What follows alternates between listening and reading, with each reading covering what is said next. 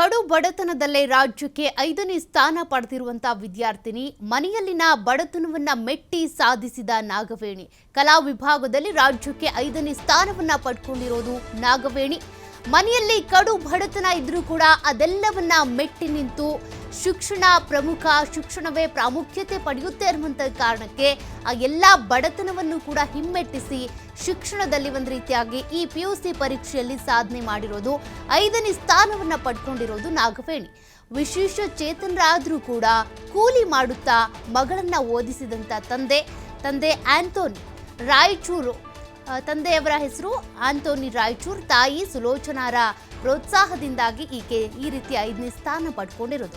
ಸರ್ಕಾರಿ ಸ್ಕಾಲರ್ಶಿಪ್ನಲ್ಲೇ ವಿದ್ಯಾಭ್ಯಾಸ ಮಾಡಿದಂಥ ನಾಗವೇಣಿ, ಹಲವು ಸಂಸ್ಥೆಗಳಿಂದ ನಾಗವೇಣಿಗೆ ಸಹಾಯ ಹಸ್ತ ಸಿಕ್ಕಿದೆ.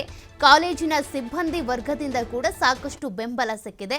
ನಾಗವೇಣಿ ರಾಜ್ಯದಲ್ಲಿ 5ನೇ ಸ್ಥಾನವನ್ನು ಪಡ್ಕೊಂಡಿರೋದು. ಕಡು ಬಡತನದಲ್ಲೂ ಕೂಡ ಯಾವುದನ್ನು ತಲೆ ಕೆಡಿಸ್ಕೊಳ್ಳದೆ ಶಿಕ್ಷಣಕ್ಕೆ ಒತ್ತು ಕೊಟ್ಟು ತಾನು ಪರೀಕ್ಷೆಗೆ ಪ್ರಿಪೇರ್ ಆಗಿ ಪರೀಕ್ಷೆಯನ್ನು ಬರೆದು ರಾಜ್ಯಕ್ಕೆ 5ನೇ ಸ್ಥಾನವನ್ನು ಪಡ್ಕೊಂಡಿರುವಂಥ ನಾಗವೇಣಿ ಆಕೆಗೆ ಶುಭಾಶಯ ತಿಳಿಸಿ ಸಿಹಿ ಹಂಚ್ತಾ ಇರುವಂಥ ದೃಶ್ಯಗಳನ್ನು ನೀವು ಗಮನಿಸ್ತಾ ಇದ್ದೀರಾ.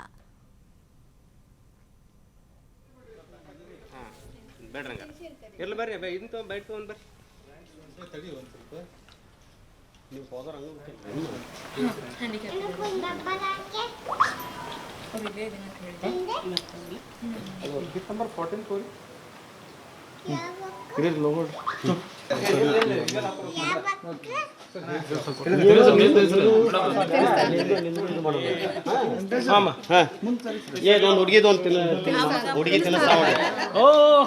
ನೀನು ಹಂಗ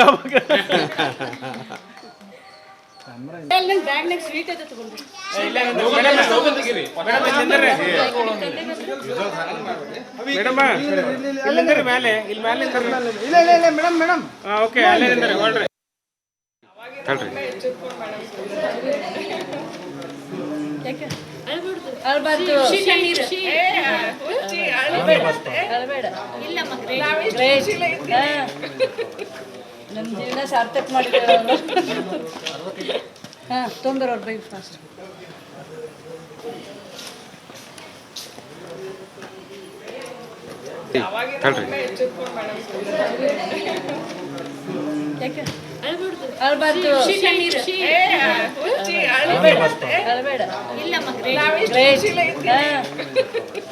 ನಮ್ಮ ಜೀವನ ಸಾರ್ಥಕ ಮಾಡಿದ್ದೇವೆ. ತೊಂದರೆ ಅವ್ರ ಬೈ ಫಾಸ್ಟ್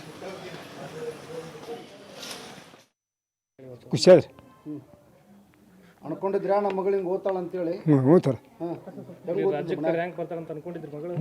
ಈಗ ಗೊತ್ತ ನನಗೂ ಗೊತ್ತಾದ್ರಿ. ಈಗ 12 ಸುಮಾರ ನಾನು ಹ್ಯಾಂಡಿಕ್ಯಾಪ್ ಸರ. ಒಬ್ಬಿಗೆ ಮದುವೆ ಮಕ್ಕಳು ಕೇಸ್ ಹಂಡಿ ಹೆಂಗೆ ಮಾಡ್ತಿದ್ಲಿ ವಿದ್ಯಾಭ್ಯಾಸ ಎಲ್ಲ ಮನ್ಯಾಗ ಮಾಡ್ತಾರೆ ಮುಂಜಾನೆ ಮಾಡ್ತಾರೆ.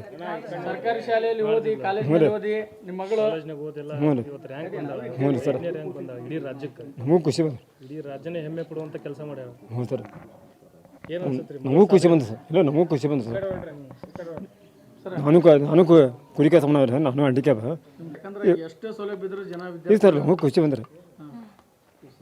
ಅವ್ರು ಅವರ ಇದು ಊರು ಯಾರು ಮಾಸ್ಟರ್ ಮೊನ್ನೆ ಸುಖಾರ್ದನ ದೊಡ್ಡಕ್ಕಿಗೆ ನಾನು ಇವತ್ತು ಬಂದಿದ್ದೆ ಸರ್. ಓದಿಸ್ತಾನು ಇಲ್ಲ ಓದಿಸ್ತಾನೆ ಸರ್. ಹಾಗೆ ಮಗಳು ಇನ್ನು ಆಕೆ ಡಾಕ್ಟ್ರೇ ನೌಕರಿ ಮಾಡ್ಬೇಕು.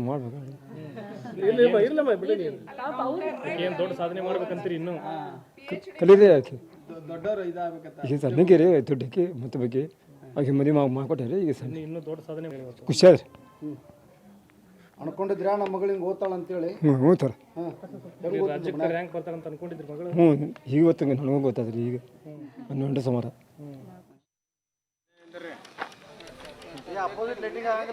ಏನಾಗಲ್ಲ.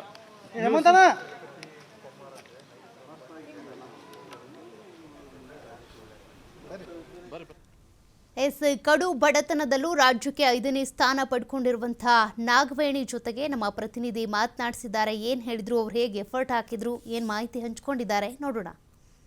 ಕಿತ್ತು ತಿನ್ನುವ ಬಡತನದಲ್ಲಿ ಇಲ್ಲಿ ಅಂದರೆ ರಾಜ್ಯಕ್ಕೆ 5ನೇ ರ್ಯಾಂಕ್ ಪಡೆಯುವಂತಹ ವಿದ್ಯಾರ್ಥಿನಿ ಇವತ್ತು ಹುಬ್ಬಳ್ಳಿಯ ಕೀರ್ತಿ ಪತಾಕೆನ ರಾಜ್ಯಕ್ಕೆ ಏರಿಸಿದ್ದಾಳೆ. ನಾಗವೇಣಿ ಏನು ಬಡತನದಲ್ಲಿ ತಂದೆ ಕೂಲಿ ಕೆಲಸ, ಗೌಂಡೆ ಕೆಲಸ, ಗಾರಿ ಕೆಲಸ ಮಾಡಿ ಇಲ್ಲಿ ಅವಳನ್ನು ಕಷ್ಟಪಟ್ಟು ಓದಿಸಿದರೆ ಅವಳೇ ನನ್ನ ಜೊತೆಗಿದ್ದಾರೆ. ನಾನು ಅವಳನ್ನೇ ಮಾತಾಡಿಸ್ತೀನಿ. ಅಮ್ಮ, ಬಹಳಷ್ಟು ಕಷ್ಟಪಟ್ಟು ಓದಿದಿ, ಇವತ್ತು ರಾಜ್ಯಕ್ಕೆ 5ನೇ ರ್ಯಾಂಕ್ ಬಂದಿದೆ, ಏನು ಹೇಳ್ತೀಯ ಕಲಾ ವಿಭಾಗದಲ್ಲಿ?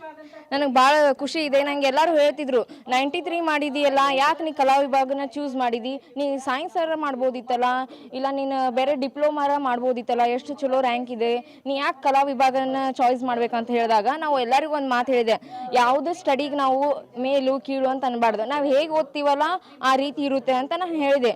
ಮತ್ತು ಅವರೆಲ್ಲ ಕೇಳ್ತಿದ್ರು, ಇದು ಆರ್ಟ್ಸ್ ತೊಗೊಂಡಿಯಲ್ಲ, ಈಗ ಸೆಕೆಂಡ್ PUC ಆದಮೇಲೆ ಏನು ಮಾಡ್ತೀವಿ, ಹಂಗೆ ಡಿಗ್ರಿ ಓದ್ಕೊಂಡು ಹೋಗ್ತೀಯಾ ಅಂತ ಕೇಳಿದ್ರು. ಇಲ್ಲ, ನಾನು ಡಿಗ್ರಿ ಓದ್ತೀನಿ, ನಾನು ಡಿಗ್ರಿನೂ ಓದ್ತೀನಿ, ಮುಂದೇನು ನಾನು ಹಾಗೆ ಓದ್ತಾನೆ ಇರ್ತೀನಿ.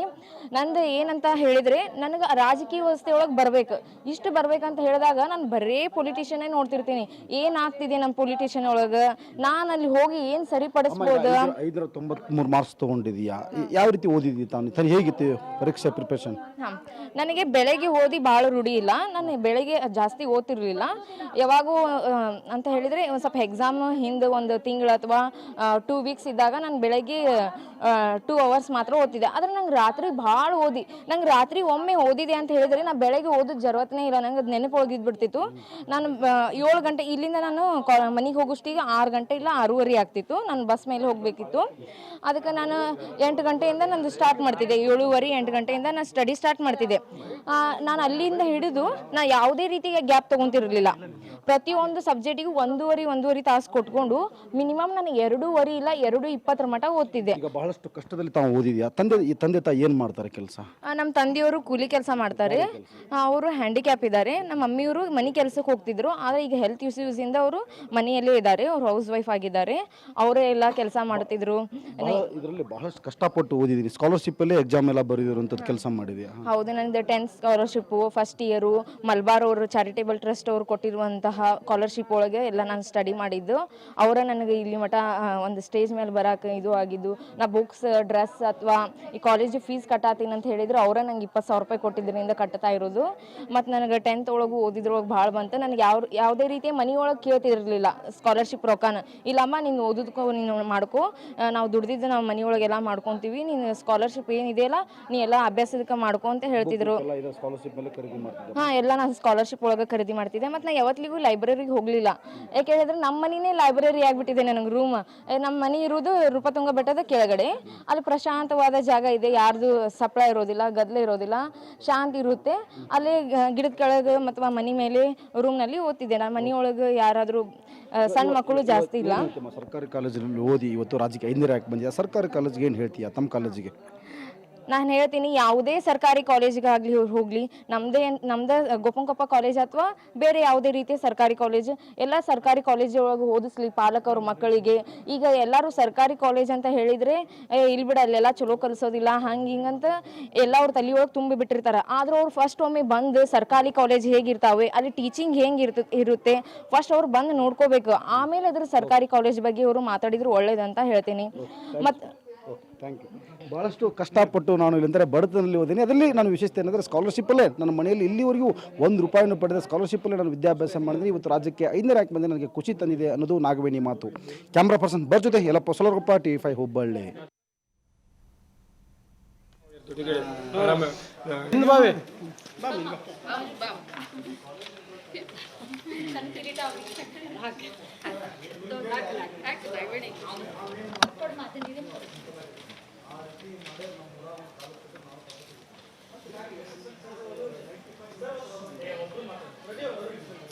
ನೋಡಪ್ಪ, ಇವನು ಮಾಡೋದು ಕರೆಕ್ಟ್ ಸರಿ ಇಡ್ಬಾ.